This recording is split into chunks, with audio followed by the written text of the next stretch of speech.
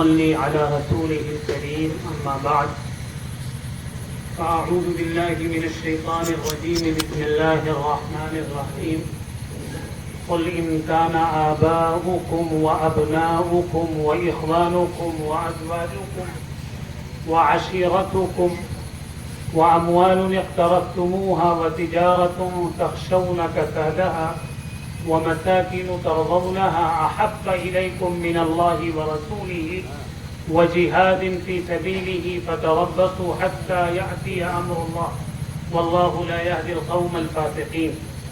وعن أبي هريرة رضي الله عنه قال قال رسول الله صلى الله عليه وسلم فوالذي نفسي بيدي لا يؤمن أحدكم حتى أكون أحب إليه من والده وولده والناس أجمعين أو كما قال صلی اللہ علیہ وسلم. احمد مرسل فخر دو عالم صلی اللہ علیہ وسلم، مظہر اول مرسل خاتم صلی اللہ علیہ وسلم، جسم مزکا روح مصور قلب مجلا نور مقطر حسن سراپا خیر مجسم صلی اللہ علیہ وسلم، کفر کی ظلمت جس نے مٹائی، دین کی دولت جس نے لٹائی، لہرایا توحید کا پرچم صلی اللہ علیہ وسلم، راہ میں کانٹے جس نے بچھائے، گالی دی پتھر برسائے، ان پر چھڑکی پیار کی شبنم صلی اللہ علیہ وسلم، سم کے عوض داروئے شفا دی، سم کے عوض داروئے شفا دی، طعن سنے اور دعا دی، زخم سہے اور بخشے مرہم صلی اللہ علیہ وسلم. وہی یونان کہلاتا تھا جو تہذیب کی دنیا، وہی یونان کہلاتا تھا جو تہذیب کی دنیا، وہی روئے زمیں پر آج تھا تخریب کی دنیا، وہی روئے زمیں پر آج تھا تخریب کی دنیا. غرض دنیا میں چاروں سمت اندھیرا ہی اندھیرا تھا، نشان نور گم تھا اور ظلمت کا بسیرا تھا کہ دنیا کے افق پر دفعتاً سیلاب نور آیا، جہان کفر و باطل میں صداقت کا ظہور آیا، حقیقت کی خبر دینے بشیر آیا نذیر آیا، شہنشاہی نے جس کے پاؤں چومے وہ فقیر آیا، مبارک ہو زمانے کو وہ ختم المرسلین آیا، صحاب رحم بن کر رحمت للعالمین آیا. کچھ کفر نے فتنے پھیلائے، کچھ ظلم نے شعلے بھڑکائے، سینوں میں عداوت جاگ اٹھی، انسان سے انسان ٹکرائے، پامال کیا برباد کیا کمزور کو طاقت والوں نے، جب ظلم و ستم حد سے گزرے تشریف محمد لے آئے صلی اللہ علیہ وسلم پر. جب نبی صلی اللہ علیہ وسلم کا نام آئے تو درود پڑھنا ضروری. اللہ کے رسول صلی اللہ علیہ وسلم نے فرمایا کہ جس کے سامنے میرا ذکر کیا جائے وہ درود نہ پڑھے وہ بخیل ہے. تو جب نبی صلی اللہ علیہ وسلم کا نام آئے تو صلی اللہ علیہ وسلم جو سب سے چھوٹا درود ہے کم از کم اتنا پڑھ لیا. کفر کی ظلمت جہاں میں کون سا شعر پڑھ رہا تھا؟ کچھ کفر نے شعلے بھڑکائے، کچھ کفر نے فتنے پھیلائے، کچھ ظلم نے شعلے بھڑکائے، سینوں میں عداوت جاگ اٹھی، انسان سے انسان ٹکرائے، پامال کیا برباد کیا کمزور کو طاقت والوں نے، جب ظلم و ستم حد سے گزرے تشریف محمد لے آئے، جب ظلم و ستم حد سے گزرے تشریف محمد لے آئے. رحمت کی گھٹائیں لہرائیں، دنیا کی امیدیں برآئیں، رحمت کی گھٹائیں لہرائیں، دنیا کی امیدیں برآئیں، اکرام و عطا کی بارش کی، اخلاق کے موتی برسائے، تہذیب کی شمعیں روشن کی، تہذیب کی شمعیں روشن کی، اونٹوں کے چرانے والوں نے کانٹوں کو گلوں کی قسمت دی، ذروں کے مقدر چمکائے. سلام اس ذات اقدس پر، سلام اس فخر دوراں پر، ہزاروں جس کے احسانات ہیں دنیائے امکان پر. سلام اس پر کہ جس کے نور سے پر نور ہے دنیا. رسول اللہ صلی اللہ علیہ وسلم کے نور ہی کی آج تک کرنیں پوری دنیا میں پھیل رہی. سلام اس پر کہ جس کے نور سے پر نور ہے دنیا. سلام اس پر کہ جس کے نطق سے مسحور ہے دنیا. سلام اس پر جو آیا رحمت للعالمین بن کر. سلام اس پر جو آیا رحمت للعالمین بن کر. پیام امن لے کر صادق الوعد و امی بن کر. سلام اس پر بنایا جس نے دیوانوں کو فرزانہ. میں حق کا جہاں میں جس نے چھلکایا ہے پیمانہ. سلام اس ذات اقدس پر حیات جاویدانی کا. سلام آزاد کا آزاد کی رنگی بیانی کا. درود اس پر کہ جس کی بزم میں قسمت نہیں سوتی. درود اس پر کہ جس کی بزم میں قسمت نہیں سوتی. درود اس پر کہ جس کے ذکر سے سحری نہیں ہوتی. رات بھر تذکرہ کیا جائے اللہ کے رسول صلی اللہ علیہ وسلم کا. اشعار میں کیا جائے, نظم میں کیا جائے, نثر میں کیا جائے, کبھی جو ہے طبیعت بھرتی نہیں, طبیعت کو سحری حاصل نہیں ہوتی. خصوصیت ہے میرے آقا رحمت دو عالم سیدنا حضرت محمد صلی اللہ علیہ وسلم کا. دنیا میں کتنی عظیم شخصیات گزری ہیں, ان کا ذکر اگر کیا جائے تو کچھ دیر تک آدمی سنتا ہے, اس کے بعد جی گھبرانے لگتا ہے, اس کا جی بھر جاتا ہے. لیکن یہ کشش اللہ کے رسول صلی اللہ علیہ وسلم کو حاصل ہے کہ جتنا آپ کا تذکرہ کیا جائے اتنا ہی اور لطف آتا ہے, مزہ آتا ہے. تو درود اس پر کہ جس کی بزم میں قسمت نہیں سوتی. درود اس پر کہ جس کے ذکر سے سحری نہیں ہوتی. محترم بزرگوں, دوستوں, نوجوان ساتھیوں, آپ انتہائی قیمتی دو بیان پہلے سن چکے ہیں, اور ابھی آج کے اس جلسے کے جو مہمان خصوصی ہیں باہر سے, جو خطیب اور مقرر ہمارے درمیان تشریف لائے ہیں, میرے رفیق درس حضرت مولانا مفتی سعید الرحمان صاحب دارالعلوم اسلامیہ بستی کے استاد, ان کا بیان سننا. میں درمیان میں صرف چند منٹ کے لیے آیا ہوں. میں نے قرآن کریم کی آیت اور اللہ کے رسول صلی اللہ علیہ وسلم کی حدیث پڑھی ہے. اس آیت میں اور حدیث میں اللہ تبارک و تعالی نے اور اللہ کے رسول صلی اللہ علیہ وسلم نے فرمایا ہے کہ رسول اللہ صلی اللہ علیہ وسلم سے محبت ہر صاحب ایمان کے دل میں سب سے ایک نمبر پر ہونی چاہیے. اپنے اولاد سے, اپنی والدین سے, اپنے رشتہ داروں سے, اعزاء اقربا سے, اپنے خاندان سے, مال و دولت سے, اپنی تجارت سے, اپنی مصروفیت سے, تمام چیزوں سے زیادہ محبت اللہ اور اس کے رسول سے ہونی چاہیے. اگر ہے تب سمجھ لو وہ مومن کامل ہے, مکمل ایمان والا.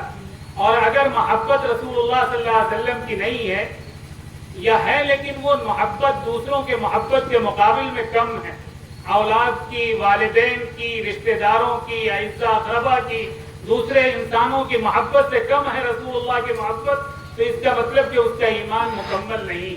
تو ایمان کے کامل اور مکمل ہونے کے لیے شرط ہے کہ اللہ کے رسول صلی اللہ علیہ وسلم سے محبت کی جائے. اور رسول اللہ صلی اللہ علیہ وسلم کے احسانات کا تقاضا بھی, اللہ کا کتنا بڑا انعام ہوا کہ اللہ نے بغیر کسی طلب کے, بغیر کسی مجاہدے کے, بغیر کسی استحقاق کے, اللہ تبارک و تعالی نے ہم سب کو اپنے آخری اور محبوب پیغمبر, دونوں عالم کے سردار سیدنا حضرت محمد صلی اللہ علیہ وسلم کا امتی بنائے. کتنا بڑا احسان ہے اللہ کا. اس احسان کا تقاضا یہ ہے کہ ہم رسول اللہ سے محبت کریں, آپ صلی اللہ علیہ وسلم سے محبت.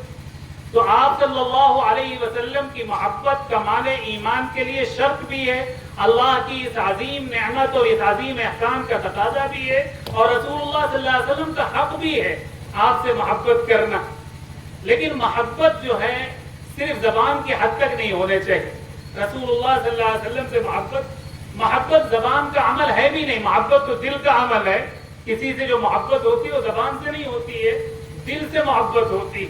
صوفیاء کرام نے, بزرگان دین نے تو لکھا کہ اللہ تبارک و تعالی نے انسان کو جو یہ دل دیا ہے یہ محبت ہی کے لیے دیا ہے کہ لوگوں سے محبت کریں.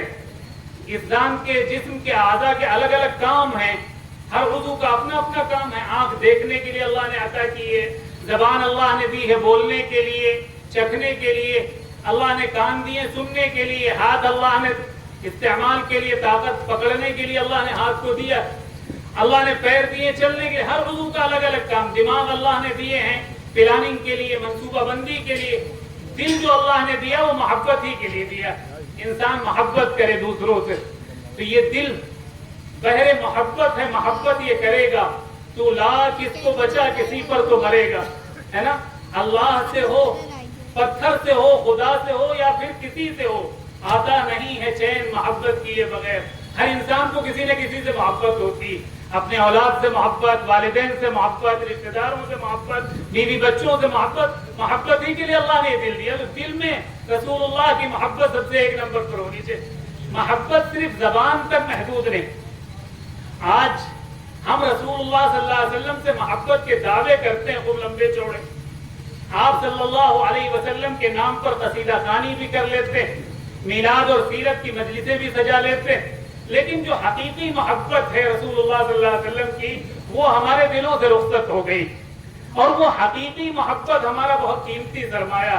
جب تک وہ حقیقی محبت پیدا نہیں ہوگی تب تک ہم نہ دین پر چل سکتے ہیں، نہ شریعت پر چل سکتے ہیں، نہ اللہ کے احکام پر عمل کر سکتے ہیں، نہ گناہوں سے بچ سکتے ہیں۔ ان تمام چیزوں کے لیے رسول اللہ سے محبت ضروری ہے۔ جب تک کسی سے محبت نہیں ہوگی تب تک اس کے نشانے، اس کے جو ہے احکام پر چلنا، اس کے اسوے میں ڈھلنا، اس کی اداؤں کی نقل اتارنا یہ ممکن ہی نہیں اگر محبت نہ ہو۔ تو محبت رسول اللہ صلی اللہ علیہ وسلم کی دل میں ہونی چاہیے۔ یہ حقیقت ہے کہ مسلمان اپنے نبی سے جتنی محبت کرتے ہیں دنیا کی کوئی قوم اپنے ہادی اور رہبر سے اتنی محبت نہیں کرتی، لیکن ہماری محبت بھی اب صرف جذباتی ہو کر کے رہ گئی، رسمی ہو کر کے رہ گئی، صرف زبان کی حد تک یہ محبت محدود ہو گئی۔ جب کوئی گستاخ رسول اللہ کی شان میں گستاخی کرتا ہے، آپ صلی اللہ علیہ وسلم کی کردار پر، آپ صلی اللہ علیہ وسلم کی ذات پر جب کیچڑ اچھالتا ہے تب ہماری محبت جوش میں آتی ہے، اور ہم تب جو ہے بیدار ہوتے ہیں جب رسول اللہ صلی اللہ علیہ وسلم کے شان میں گستاخی کی جائے۔ بقیہ سوئے رہتے ہیں، وہ محبت کبھی ہمارے اندر موجزم نہیں ہوتی، وہ محبت کا وہ جذبہ کبھی بھڑکتا نہیں۔ رسول اللہ کی سنتیں پامال ہو رہی ہیں، آپ صلی اللہ علیہ وسلم کی پاکیزہ تعلیمات کا جنازہ نکالا جا رہا ہے، خود ہمارے گھروں سے رسول اللہ صلی اللہ علیہ وسلم کی سنتیں اور آپ کی تعلیمات رخصت ہو رہی ہیں، لیکن ہماری محبت کو ٹھیس نہیں لگتی، ہماری محبت کبھی جاگتی نہیں۔ جاگتی ہے اس وقت جب کوئی خبیث، کوئی بدباطن رسول اللہ کی شان میں گستاخی کرتا ہے، تب ہمارا خون کھولنے لگتا ہے، ہمارے اندر جوش مارنے لگتا ہے، رسول اللہ صلی اللہ علیہ وسلم کی محبت ہمارے اندر جوش مارنے لگتی۔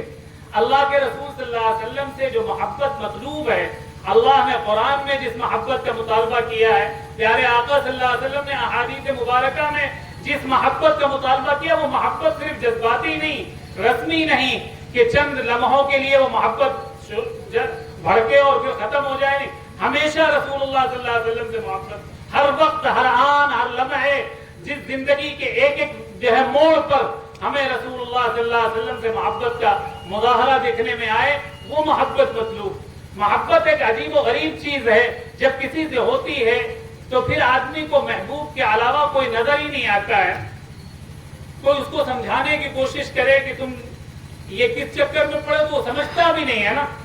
آپ کو کسی کو اپنے ہی جیسے کسی شخص سے محبت ہو جاتی ہے، اپنے ہی جیسے پانی اور مٹی کے پتلے سے جس کی کوئی حقیقت نہیں، اس سے محبت ہو جاتی ہے تو ایسا دیوانہ ہو جاتا ہے کہ اگر اس کو کوئی سمجھائے تو کہتا ہے ناصحہ مت کر نصیحت، دل میرا گھبرائے ہے، میں اسے سمجھوں ہوں دشمن جو مجھے سمجھائے ہے، منع کرتا ہے مجھے یار کے گھر جانے کو، ناصحہ آگ لگے تیرے سمجھانے کو۔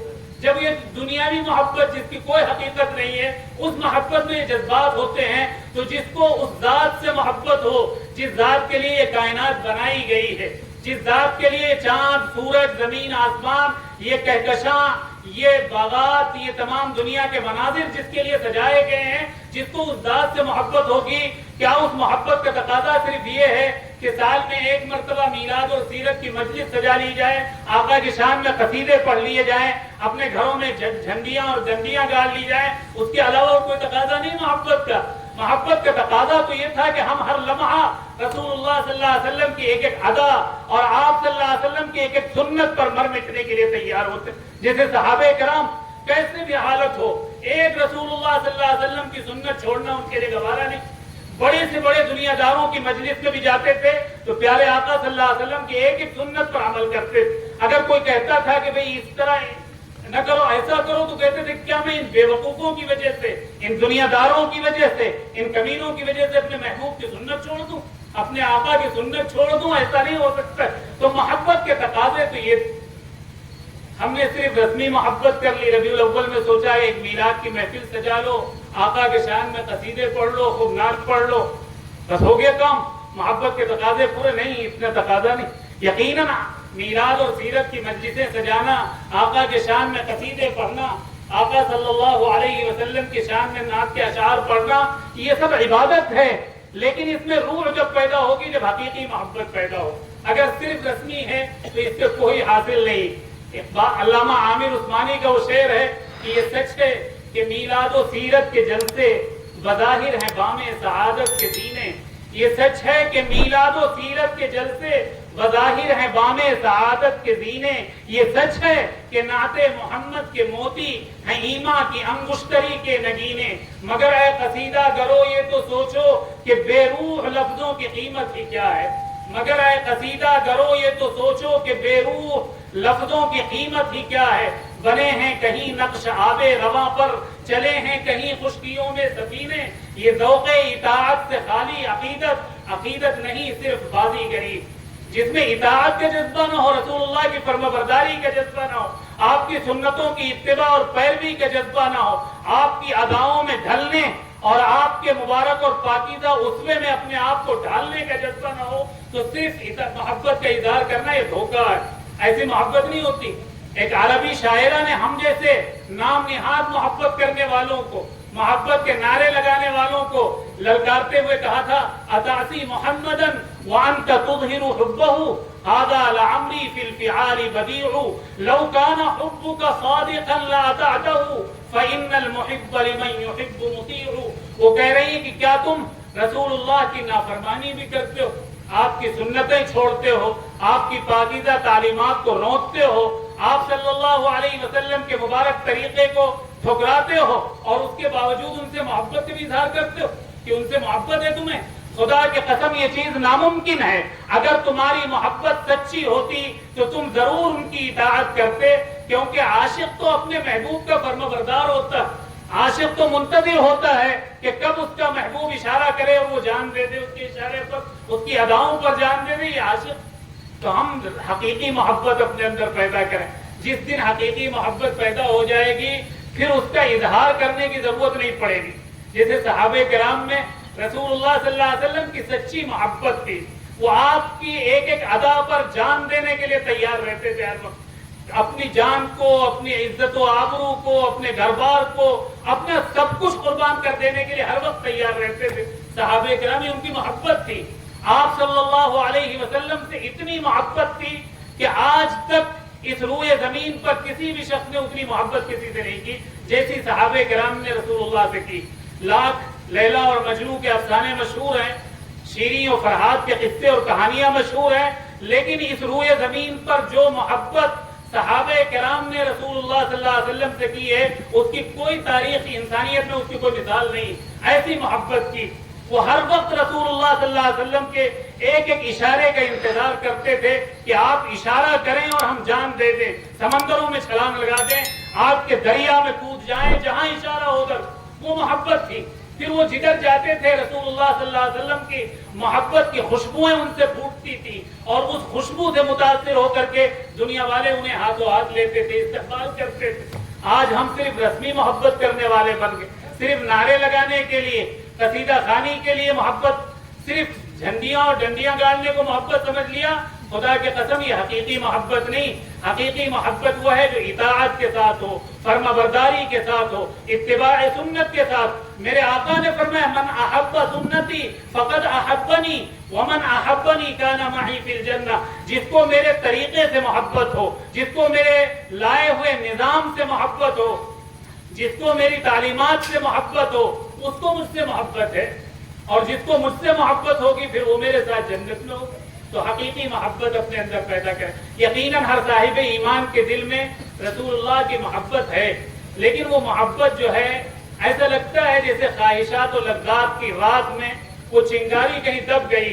ضرورت اس بات کی ہے کہ ہم اس رات کو ہٹائیں اور رسول اللہ صلی اللہ علیہ وسلم کی محبت کی وہ چنگاری جو ہمارے دل کے کسی کونے میں دبی ہوئی ہے اس کو شعلہ بنائیں اور اپنی پوری زندگی رسول اللہ صلی اللہ علیہ وسلم کی اطاعت، فرما برداری، آپ کی سنتوں کی اتباع اور پیروی کے مطابق گزاریں. پھر انشاءاللہ ہمیں دعوے محبت کی ضرورت نہیں پڑے گی. سر سے پیر تک ہر جسم کے ہر حصے سے رسول اللہ کی محبت ظاہر ہوگی.